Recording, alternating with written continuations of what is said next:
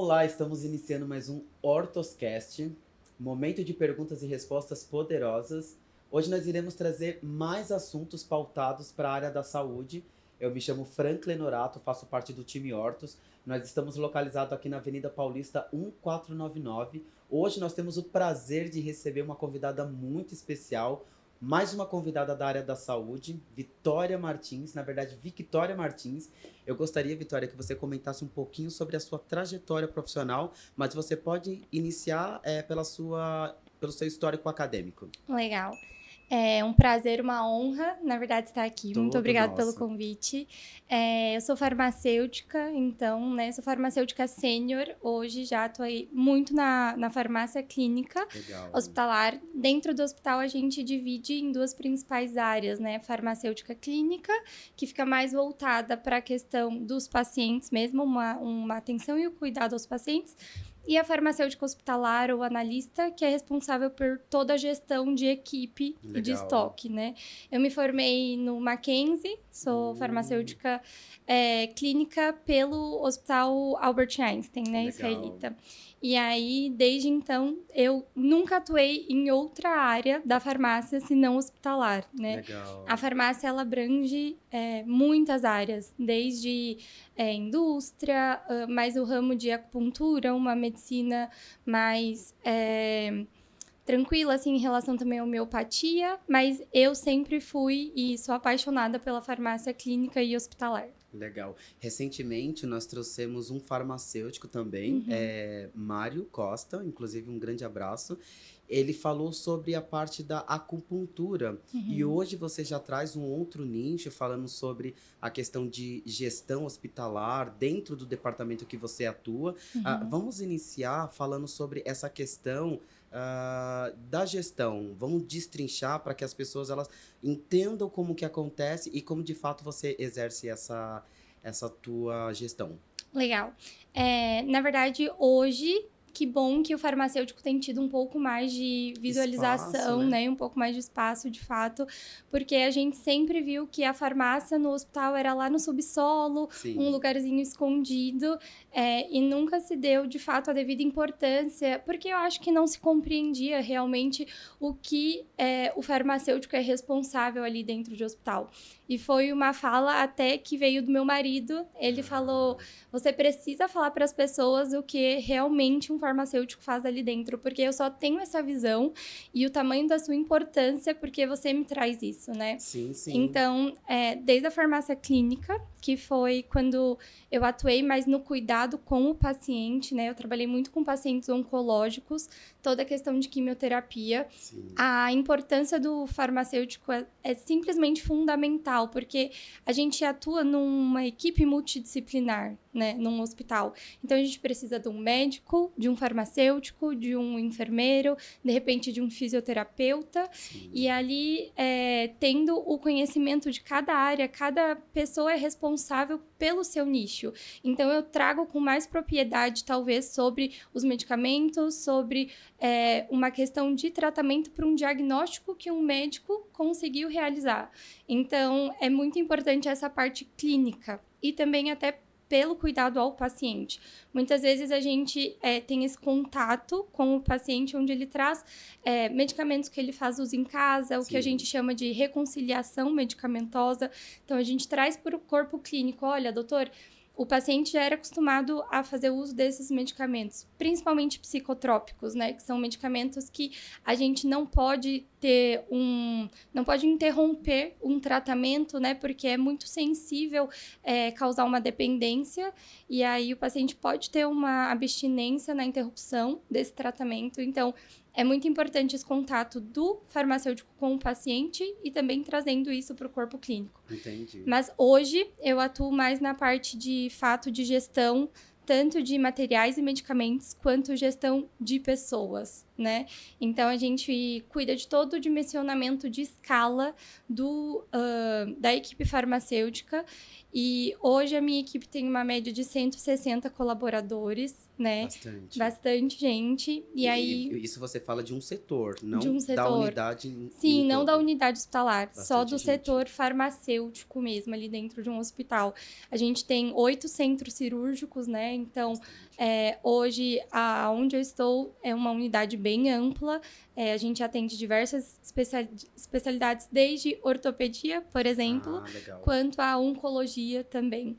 E aí, a gente faz todo esse manejo de equipe, de escala, o quão é importante você ter um time bem equipado, mas também uma quantidade suficiente de colaboradores para que não sobrecarregue, né? Para que todo o contexto ali do hospital seja leve, realmente, para cada colaborador. Entendi. E também na parte de estoque e medicamentos, a gente cuida de toda a parte do hospital, realmente, de materiais e medicamentos. Então, de repente, às vezes o profissional, o enfermeiro, por exemplo, ele tem ali o contato direto com um paciente e também com um médico, mas se não tiver um farmacêutico cuidando, se a gente vai ter quantidade de medicamento e material suficiente para um curativo ou para atender ao tratamento do paciente, de repente o final da história, né, o acesso à saúde, ele não vai acontecer de forma tão eficaz. Entendi. Bom, tu trouxe aí muitas informações e a gente, ao longo aqui da nossa conversa, vai destrinchar tudo isso. Uma das coisas que eu achei muito importante é quando você mencionou a questão de como que esses departamentos, eles se interligam e qual a importância de tudo isso. Tu também disse sobre a tua área de atuação, sendo ela gestão e sendo ela também controle farmacológico. É uma clínica que a gente chama, farmácia clínica. E isso é muito importante porque também disseste sobre você fazer a triagem medicamentosa do paciente e isso contribui com o trabalho do corpo clínico, que são dos médicos. Então, realmente, seu trabalho tem muita importância, muita significância. Sim. Fala um pouquinho para mim sobre essa questão da gestão farmacológica. Tá. Eu sou apaixonada pela clínica porque a gente acaba se tornando também uma referência na família, né? Então, muitas vezes, nós como farmacêuticos, nós temos a permissão pelo Conselho Regional e também Federal de Farmácia de prescrever apenas MIPs, que a gente chama de medicamentos isentos de prescrição médica. Então, é algo que a gente consegue comprar sem um receituário, mas você precisa ter uma indicação adequada. Então, a gente pode fazer uma triagem desse paciente e indicar, de fato, medicamentos que sejam, talvez, causem menos efeitos adversos, mas também para uma condição clínica mais tranquila. E aí, na área hospitalar, a gente tem as visitas multidisciplinares, né? Na qual a gente faz uma entrevista, de fato, com o paciente, tenta entender quais são os medicamentos dele de uso contínuo, qual é o diagnóstico, né, já anterior, antecedente daquele paciente. E aí, a gente tenta fazer um manejo para que ele faça o menos uso possível de medicamento, porque a gente sempre fala, né? A diferença entre o remédio e o veneno é a dose. Então, na verdade, a gente tenta fazer o máximo possível que o tratamento dele seja eficiente e não o sobrecarregue também. Então, a gente traz esse histórico do paciente, de o que ele já fazia uso, quais são os sinais e sintomas que ele tem tido, e discute com o corpo clínico, de repente falando, por exemplo, doutor, esse paciente ele precisa de uma profilaxia trombosa, que a gente fala, né? Geralmente, pacientes em UTIs, eles ficam mais acamados. Então, tem um risco maior de uma trombose. Então, a gente sempre entra com uma profilaxia medicamentosa. Mas qual é o caso mais indicado se o meu paciente tem um histórico renal crônico, por exemplo? Então, a gente indica heparina. Então, os médicos, eles têm todo esse conhecimento, claro, mas a gente sempre discute. Olha, doutor, eu sei que às vezes é mais comum a gente prescrever aqui uma enoxaparina, mas no caso específico desse paciente, ele está com clearance de creatinina um pouco alterado, ele está com uma função renal um pouquinho desregulada. O que o senhor acha de repente, a gente migrar para uma heparina? Então, a conduta sempre é majoritária do médico. Mas a gente, de fato, tem essas discussões de caso a caso de cada paciente para focar no melhor tratamento, né? Porque um médico, pensa comigo, ele tem uma visão de vários pacientes de um mesmo andar ou de vários andares. Então, querendo ou não, uma coisinha ou outra pode passar desapercebido. Sim. E aí, quando a gente tem essa equipe focada, a gente consegue um manejo melhor e, consequentemente, um tratamento melhor para aquele paciente. Perfeito. E a gente, falando de paciente, fala de vida. Então, toda forma de contribuir para um melhor diagnóstico, com certeza ele é muito bem-vindo. Você falou sobre essa parceria de farmacêutico com o próprio corpo clínico, e é muito importante ele receber a tua informação técnica como algo a construir o próprio diagnóstico dele. Quando a gente fala de um ambiente corporativo, essas interligações, elas também fazem toda a diferença para que o resultado final seja o melhor. No nosso caso, não é o paciente, é o nosso cliente. Então, faz total conexão com aquilo que a gente oferece, que é serviço da saúde. Sim. Agora, me fala uma coisa. Tu tem aí muitas responsabilidades. A gente entende que tem até um grau de complexidade muito grande. Mas como que tu lida com o vício das pessoas de se automedicarem? Como que você consegue instruir? Porque você também faz o trabalho de instrução e já chegou casos para você de pessoas viciadas em se automedicar, e como que foi a construção de trazê-la para a realidade de não se autodrogar? Legal. Hoje, principalmente aqui no Brasil, a gente tem um acesso muito fácil à medicação, Sim, né? sim. E às vezes muitas medicações que elas podem parecer inofensivas, de novo, com uso que a gente chama uso irracional do medicamento, né? Um uso abusivo, e quando de fato ele não tem a necessidade, ou você pode chegar a mascarar um diagnóstico, uma doença. Então, o que a gente tenta trazer para os pacientes é, de fato, pacientes e familiares e amigos, eu devo dizer também, porque a gente tem que trazer a realidade para eles, porque às vezes a gente quer só acalmar uma ferida, quer só um alívio da dor, mas você não trata de fato qual é o sintoma, Sim. qual é o motivo. Então, hoje, por exemplo, a gente tem muita dor de cabeça. É muito comum as pessoas sentirem dor de cabeça. Mas será que, de fato, elas precisam tomar uma dipirona, um paracetamol? Ou se elas tivessem hábitos de vida mais saudável, se bebesse mais água, sabe? Um controle numa alimentação, isso já não seria sanado.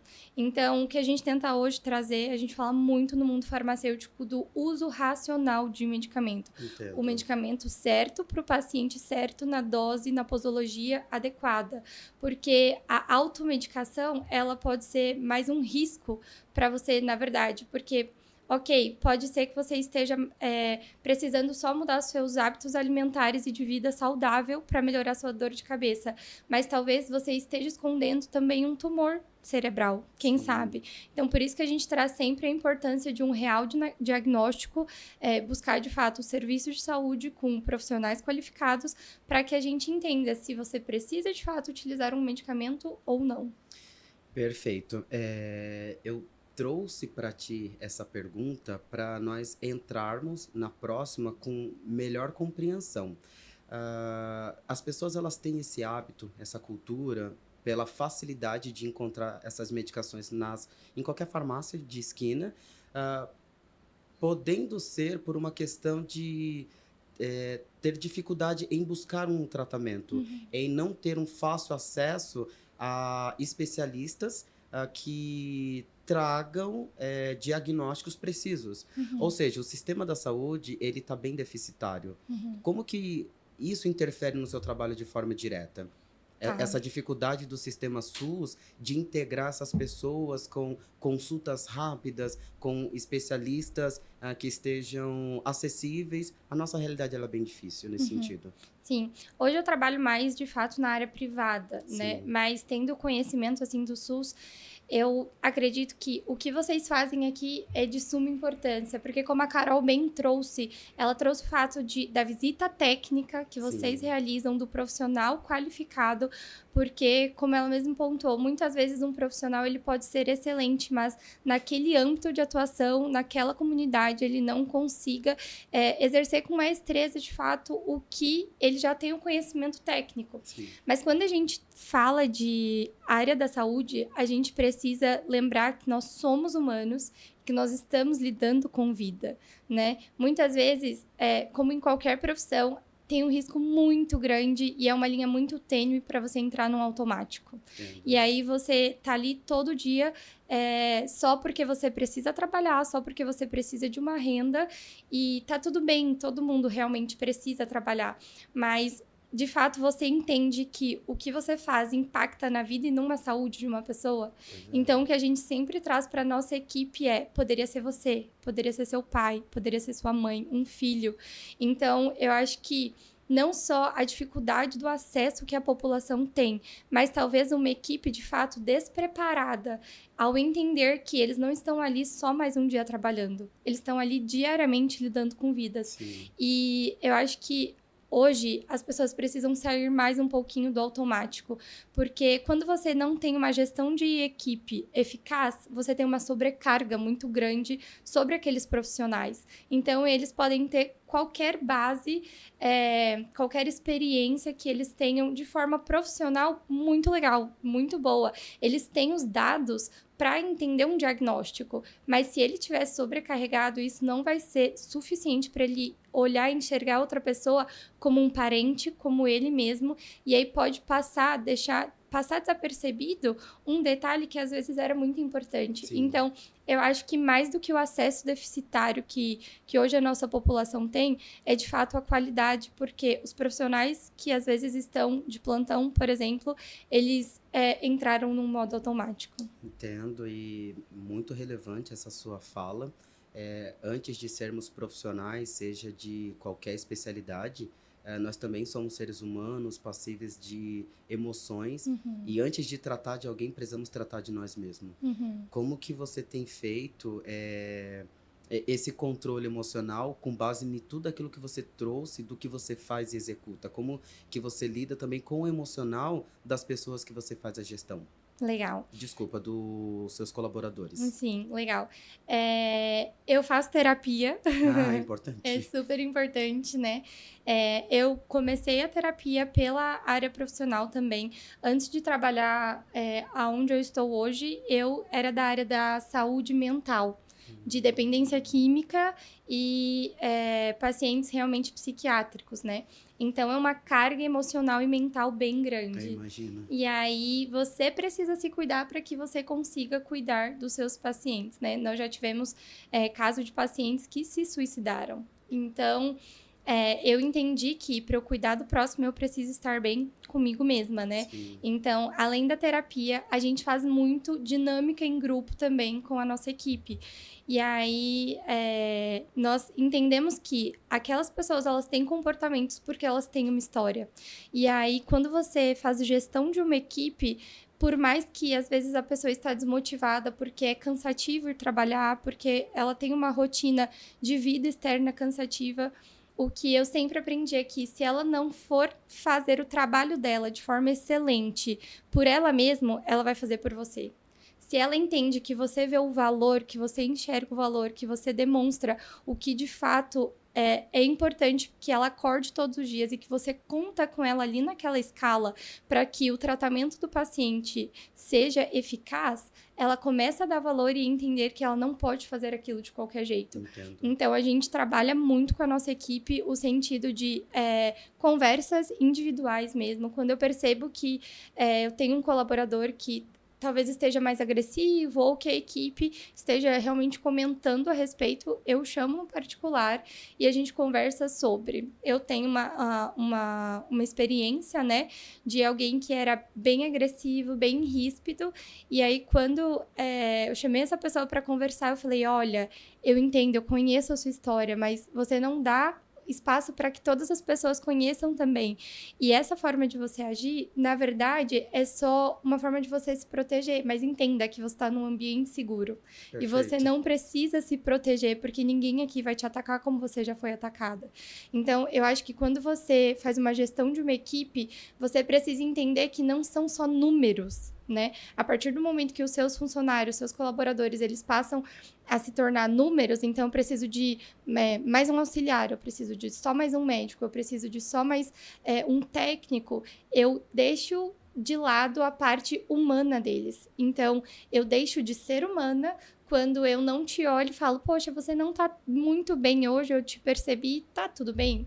Então, eu acho que além do profissional, você tem que se perguntar, né, se a pessoa ela tá bem com ela mesma, porque senão ela não vai conseguir exercer um trabalho com realmente, assim, a melhor forma que ela poderia. E hoje, às vezes, o meu máximo tá aqui, e às vezes o meu máximo tá aqui, e tá tudo bem.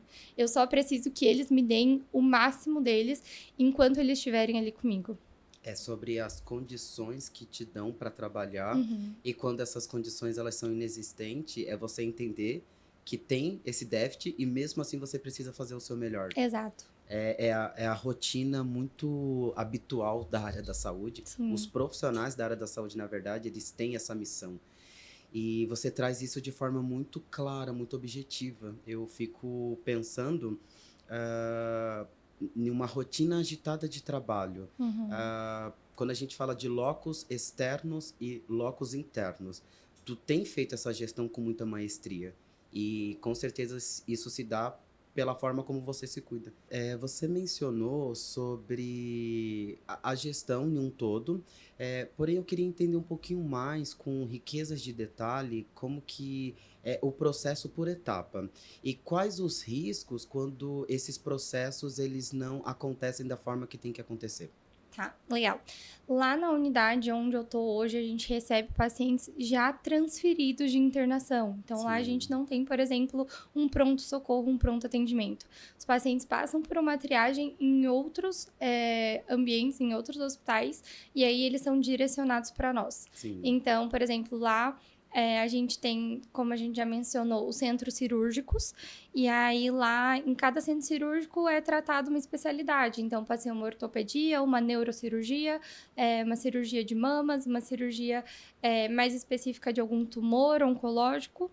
E aí tem toda essa questão do paciente ter acesso ao centro cirúrgico, e aí quando ele vem para a enfermaria, o primeiro ponto de contato farmácia-paciente é realmente no centro cirúrgico. Sim. Então, o médico, ele disponibiliza a gente fala de mapa, né? A gente usa um mapa de centro cirúrgico, porque a gente tria ali naquele mapa quais serão todos os materiais e medicamentos necessários para que aquela cirurgia ocorra e, de fato, traga um benefício real e eficiente para o paciente, né? Então, a gente tem diariamente reuniões e o mapa ele pode ser atualizado a qualquer momento se entrar uma cirurgia de urgência. Quando tu fala mapa, você fala de ficha clínica?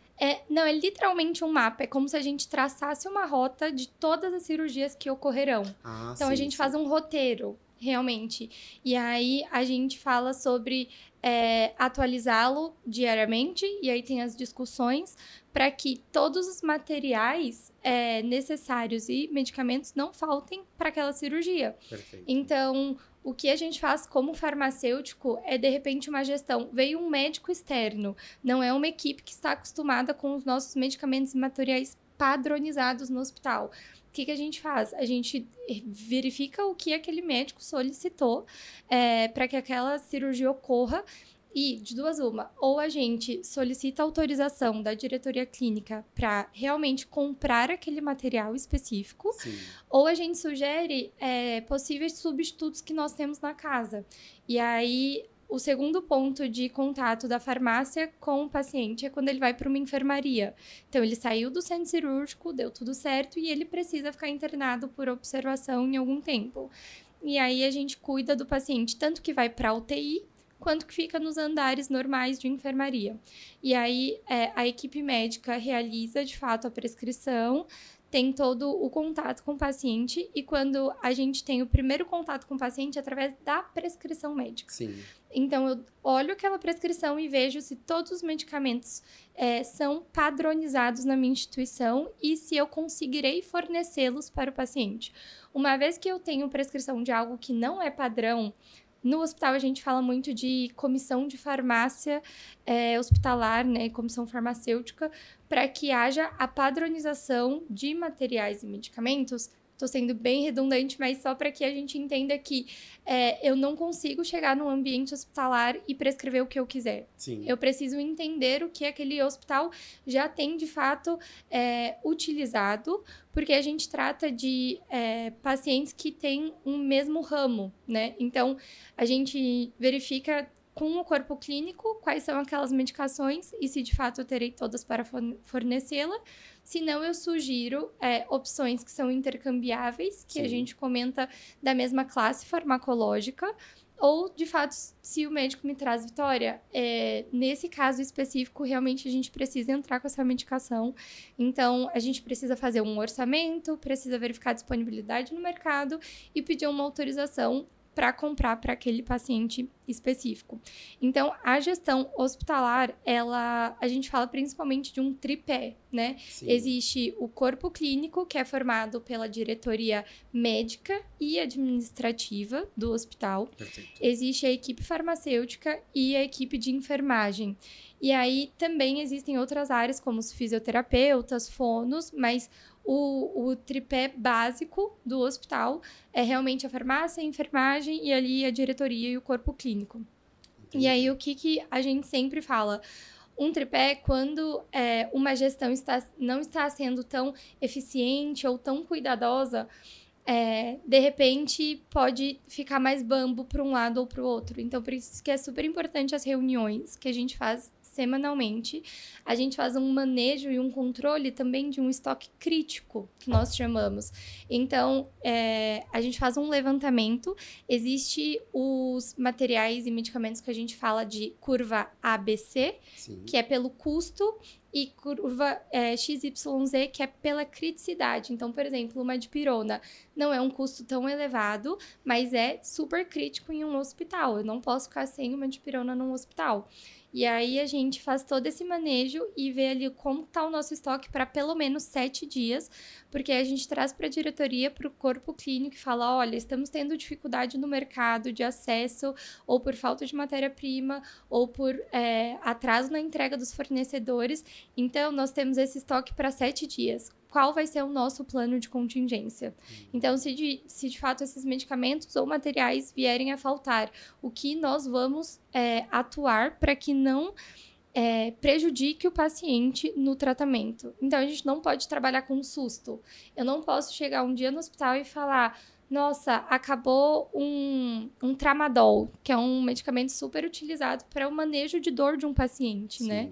Então, a gente sempre trabalha com esse estoque de contingência de, no mínimo, uma semana, para a gente ter uma segurança e viabilizar as outras opções de tratamento sem que o paciente seja, de fato, prejudicado. É bem complexo para quem está de fora entender toda essa rotina, mas a gente entende na sua fala quão importante é que esses setores se conversem e eles apontem quais são as possíveis dificuldades que podem vir e como tratá-las. Aqui na Hortus, nós temos essa habitualidade de ter reuniões com o corpo de liderança, justamente prevendo os possíveis problemas que nós chamamos de PBL e já entrar com uma resposta de solução. Dentro da área da saúde, claro que com a sua importância, porque torna a dizer, a gente fala de vida, um processo administrativo a gente consegue desdobrar, mas já quando falamos de vida, não. E um dos riscos é a própria vida. Então, realmente, seu trabalho ele é muito relevante. Bom, você traz aí a sua trajetória, a sua forma de gestão, a gente falou de bem-estar, mas me fala quais foram, melhor dizendo, as suas dificuldades do seu início até o momento presente. Legal. Eu sempre trabalhei muito sozinha quando eu comecei. Então, na verdade, acho que a minha maior dificuldade foi lidar com pessoas. Sim. Saber cuidar e gerenciar uma equipe. E eu sou muito grata, né? Eu posso até trazer aqui o nome dela mesma, Elana. Foi uma chefe, uma gestora. Legal. Que ela me ensinou muito, até como uma questão, assim, muito materna, sabe? E ela sempre nos ensinou muito a olhar, de fato, para a equipe como pessoas, né? Não só como números, não só como mais um funcionário. Poxa, o colaborador tá faltando, mas por que será que ele tá faltando? O que será que tá acontecendo? E a gente teve até casos de funcionários que estavam ali cuidando de um filho, por exemplo, que estava num tratamento de uma leucemia e ele não poderia comparecer. Então, a gente não pode não enxergar a ausência daquela pessoa. Sim. Então, acho que os 2 pontos assim mais difíceis para mim foram realmente aprender a lidar, a cuidar de uma equipe, né? Saber que a gestão de pessoas, às vezes, ela é mais importante ou tão qual como a de materiais e medicamentos. Porque se você tem uma equipe que ela tá bem direcionada para ausência de um material ou medicamento, se eles estão bem treinados a saber o que nós fazemos no nosso plano de contingência, a gente torna as coisas muito mais tranquilas e não desesperadoras, Sim, né? sim. E outro ponto foi realmente entender o quão é importante a gente cuidar de precaver os problemas, né? E não permitir que eles surjam e isso desespere a equipe, isso desespere um paciente, porque quando o problema já chegou no paciente, eu acho que isso é inadmissível. Sim. Então, acho que dos 2 pontos, assim, os mais dificultosos mesmo foi entender que eu lido com pessoas e sair do automático, né? Porque muitas vezes a gente tá ali de novo todos os dias trabalhando, dando plantão de 10 horas, 6 dias na semana. E aí tem um dia que você tá esgotada, né? Mas eu entendo que eu não posso ir embora enquanto eu não terminar de enxergar se vai faltar alguma coisa pro meu paciente amanhã ou não. Vitória, na verdade, eu acho que eu cometi um erro aqui nesse podcast. Tô te chamando de Vitória a entrevista inteira, mas pelo CRF a gente tem que te chamar de doutora. Sim. Como que tu lida com isso? É doutora? Não, a gente se trata super comumente mesmo como do Vitória, enfim, a gente tem a intimidade lá, né? Em hospital, a gente costuma trazer o título de doutor mais pro médico mesmo. É mais uma cultura nossa, Sim. Mas a gente entende que você também é doutora. Ok. Perfeito. Voltando aqui para nossa entrevista, eu queria continuar falando um pouquinho mais, com riqueza de detalhe, sobre os locos internos e externos também. Uhum. Por exemplo, a Carol, que fez o podcast recentemente, ela faz parte da gestão de contratos, ela é a pessoa responsável por esse departamento aqui na instituição. Ela trouxe informações sobre o perfil ideal de médico para cada unidade e região. O setor jurídico, ele veio recentemente e falou sobre se antecipar nos problemas para trazer uma proposta de solução. Quais são os impactos daquilo que está fora da tua rota, da tua gestão? Como que você faz a gestão e o controle disso? Legal. Eu acho super importante isso que vocês fazem, porque a gente vê o impacto, na verdade, no paciente, Sim. né? No nosso cliente final, que é, de fato, o paciente. E quando a gente tem furos na escala, por exemplo, não previstos, e a gente precisa remanejar um profissional que ele não está acompanhado com aquele tipo de enfermidade, e isso pega muito para nós no setor de oncologia. Sim. Então, a gente já teve muitos casos de ter um desfalque na equipe de oncologia e aí quem foi remanejado para lá não tinha o conhecimento técnico específico de como administrar uma quimioterapia, por exemplo. E aí, os medicamentos quimioterápicos, eles têm uma estabilidade bem reduzidas, dependendo de cada droga, né? De cada manipulado. Então, eu já trabalhei com medicamentos que têm uma estabilidade só de 3 horas. Sim. Então, se você não administra em 3 horas, ele perde a validade. E aí você tem tanto a perda não só do tratamento do paciente, mas você pensa no custo financeiro para uma instituição também, Sim. né? Então, você tendo uma equipe, um profissional qualificado e você fidelizando, de fato, trazendo alguém que é confiável, que você sabe que não vai pisar na bola, deixar um desfalque ocorrer, porque ele entende a importância dele estar presente ali no momento para um atendimento. Acompanhando o processo. Acompanhando todo o processo, isso é primordial para o tratamento em excelência do paciente, né? Perfeito. É até um pouco chocante, mas é uma realidade, ela também precisa ser dita. A não execução, perdão, dessa gestão bem realizada, ela pode impactar diretamente na vida do paciente. Sim. Tu tem alguma experiência com isso? Na verdade, não diretamente comigo, mas a gente já escutou, né, enfim, mídia, muitos casos de pacientes que vieram a óbito por uma administração errada Sim. de um medicamento.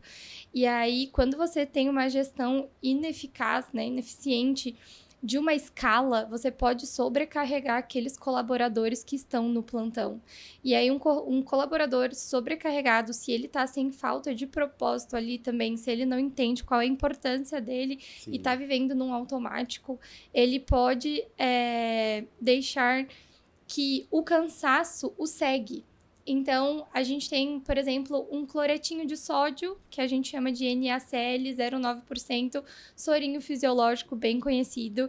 E quando nós pensamos nele, ele não traz malefício nenhum. Sim. Mas a gente também tem algo muito parecido com ele, que a gente chama de MAV, medicamento de alta vigilância, que é o cloreto de sódio, só que numa porcentagem de 20%. Muito maior, para um paciente que ele tá ali com o sódio baixo e precisa de uma reposição. Se você não tem o cuidado, e na farmácia a gente faz o manejo de realizar barreiras para que esses medicamentos que possam trazer um maior risco para um paciente, se administrados de forma incorreta, eles não sejam de fato dispensados.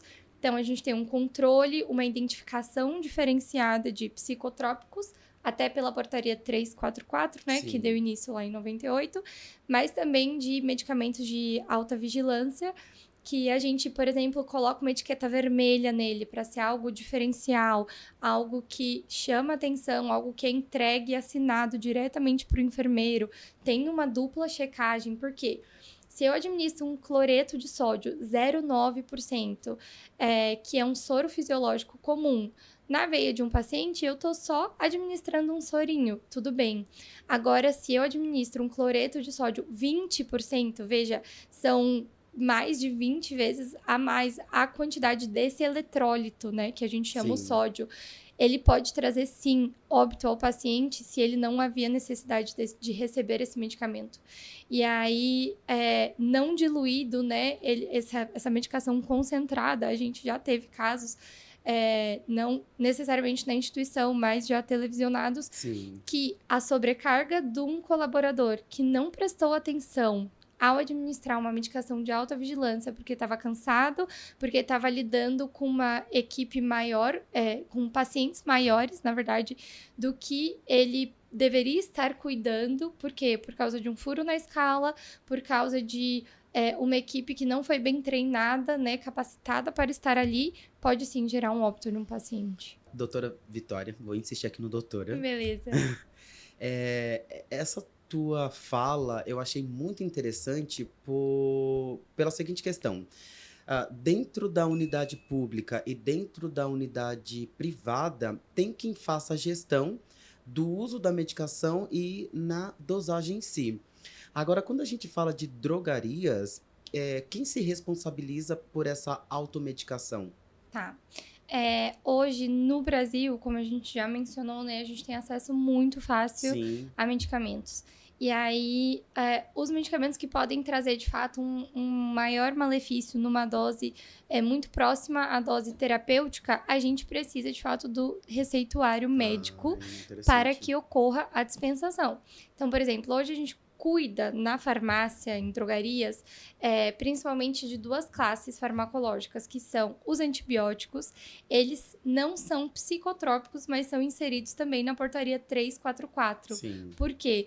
Nós tivemos, numa época da nossa história, um aumento muito grande de resistência aos antibióticos e, com isso, as bactérias que nós já tínhamos tratamento, me disse ficar claro para você, começaram a ficar resistentes, então elas começaram a ficar mais fortes. E aí, por quê? O uso indiscriminado desses antibióticos. Sim. Então, quando, por exemplo, eu estou infectada por uma bactéria e eu utilizo diversas drogas, diversos antibióticos que não são focadas em, de fato, atuar nessa bactéria em si, eu posso criar uma resistência a ela, às outras medicações. Essa resistência, ela também se dá pelo não cumprimento da quantidade de dias que devem ser tomado a medicação? Também. Porque acontece muito, né? Sim, acontece muito. Na verdade, o que a gente vê na antibiótico terapia, né, que a gente chama? A partir do 3º dia, o paciente já começa a ter uma melhora de sintomas. Tô bem, não preciso mais tomar Não medicação. preciso mais tomar medicação. Mas por que é tão importante você completar esse tratamento? Para que não fique resquícios dessa bactéria. Sim. E aí, a partir do momento que ela já teve o contato com esse antibiótico, ela pode sim sofrer uma mutação genética e aí se tornar resistente. Então é importante cumprir super com importante. o dia prescrito. Exato. A quantidade de dias. A quantidade de dias prescritos. Você vai ter uma melhora dos sintomas, mas você precisa garantir que não ficou nada remanescente daquela bactéria. Então, em drogarias, hoje, é essencial a presença do farmacêutico, né? Assim, por lei, é proibido que tenha drogarias sem um farmacêutico responsável técnico. Sim. Mas, de fato, eu trago como, infelizmente, a gente só tem um controle real dos antibióticos que precisam de receituários médicos. Quando você fala de farmacêutico técnico, você não está falando do farmacêutico graduado. Graduado. Ele precisa ser graduado para ele ser responsável técnico por aquela unidade. Assim como um médico precisa ser responsável técnico, por exemplo, por um setor hospitalar. Entendi. E aí, hoje, o que o CRF tem lutado muito são pelos consultórios farmacêuticos. Para que, de fato, a gente tenha uma análise ou entenda todo cliente, todo paciente que chegue para comprar um medicamento, seja isento de prescrição ou não, se ele precisa ser melhor orientado, se deveria utilizá-lo, de fato, se tudo bem, ou se ele deveria, na verdade, ser encaminhado para uma unidade de atendimento e um melhor cuidado e diagnóstico. Bom, para finalizarmos, Vitória. Vamos sair aqui um pouquinho do cunho do doutor. Todas essas informações que nós discutimos aqui hoje, elas são extremamente importantes. Eu sempre me preocupo muito com a clareza da qual nós falamos para que os nossos ouvintes, eles entendam de forma muito clara. Uhum. E poder entender como que funciona o outro lado da gestão, como que a medicação chega até o paciente, isso é muito enriquecedor. Uhum. Então, eu fico muito grato por essas suas colocações e parto aqui para a nossa pergunta final, com base em todas as dificuldades que você vive no seu dia a dia, no trato da gestão, o que seria interessante mudar? Tem alguma particularidade que te auxiliaria no processo de gestão? Legal. Eu acho que quando a gente fala de uma gestão, tanto pública quanto privada, a primeira coisa que vem à cabeça é verba, né? As pessoas pensam, nossa, a gente precisa otimizar recursos, a gente precisa redimensionar melhor quais serão os materiais e medicamentos, o quanto que a gente vai investir nisso ou não. Mas eu acho que é muito fácil a gente falar o que não está ao nosso alcance realizar. Então, eu penso que eu, como Vitória, como farmacêutica hoje sênior, como gestora ali de uma equipe, de um time, né? Colaboro, na verdade, com um time de farmacêuticos que somos gestores. Eu acho que a gente tem que começar por nós, né? Porque eu entendo que quando a gente tem uma verba bem alocada, quando a gente tem um manejo de uma quantidade de equipe suficiente, beleza, a gente talvez tenha mais facilidade no dia a dia do acesso à população à saúde. Mas, quando nós não temos esse cuidado conosco mesmo e com a nossa equipe, muitas vezes a gente pode ter um gasto de verba ou também de materiais, de medicamentos em excesso, que talvez não seja necessário e inteligente, né? Sim. Então, eu acho que, primeiro, o profissional ele tem que olhar para si. Ele tem que sair do automático e ele tem que entender a importância do que é aquilo que ele está fazendo, seja na área farmacêutica, na área médica, na área de fisioterapeuta, um enfermeiro, um técnico de enfermagem, porque todos que estão ali, eles têm que pensar que o paciente, ele podia, de novo, ser ele mesmo, podia ser um familiar. Sim. Então, que mesmo com recursos escassos, quando a gente tem noção do nosso propósito, quando a gente entende a visão, a missão e os valores daquilo que a gente faz, a gente consegue lidar melhor conosco, manejar o nosso estresse num caso de uma situação de urgência e também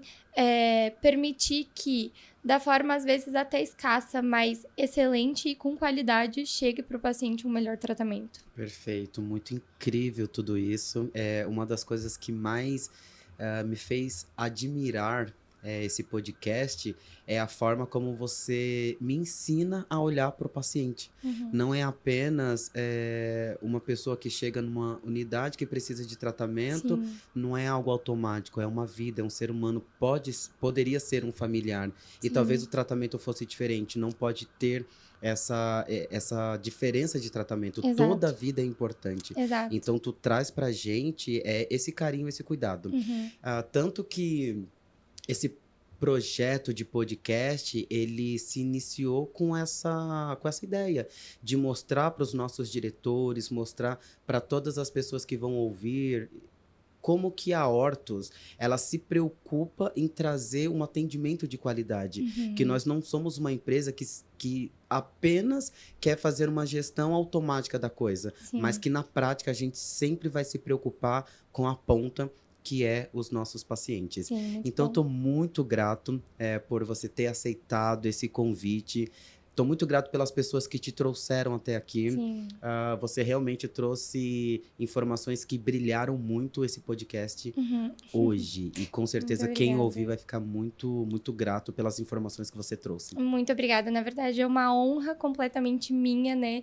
Como farmacêutico, ele muitas vezes fica escondidinho ali, ninguém o vê, Sim. um familiar não vê, a equipe não o enxerga mesmo. Então, às vezes, nem o próprio paciente sabe o quão importante e o quanto um farmacêutico está lutando para que ele tenha um tratamento seguro e eficaz e que vá para casa bem e que não precise retornar, né? Por um Sim. mau manejo, por exemplo, de uma gestão de equipes ou de medicamentos e materiais. Então, eu agradeço muito por essa visibilidade. Eu tenho certeza que os farmacêuticos agradecem também, porque muitas vezes a gente sente falta um pouco desse entendimento, que as pessoas Sim. entendam o tamanho da nossa importância ali. Eu falo que, às vezes, a farmácia é um pulmão de um hospital. Perfeito. Porque, ok, o coração, que a gente fala o corpo clínico, ele bombeia o sangue. Mas se o pulmão não fizer a troca do oxigênio, o sangue continua indo sujo. Então, a gente não consegue levar o sangue de uma qualidade que seja realmente eficaz para o corpo continuar funcionando. Então, eu entendo muito que a farmácia, ela faz essa troca, sabe? Esse cuidado de, às vezes, pegar uma informação, algo que não esteja adequado e readaptar, readequar para que aquilo que vá para o restante do corpo clínico, ele seja, de fato, algo de qualidade que o paciente não tenha impacto. Perfeito. É o tripé que você tripé. mencionou. Maravilha. Sim. Bom, eu desejo muito sucesso na sua Muito carreira. obrigada. Eu tenho certeza que vai ser muito brilhante. O time Ortus está muito grato pela tua vinda. E é isso. O nosso recadinho agora é para você que está aí do outro lado. Não deixe de acompanhar as nossas redes sociais. E para hoje, o time Ortus agradece. Obrigada.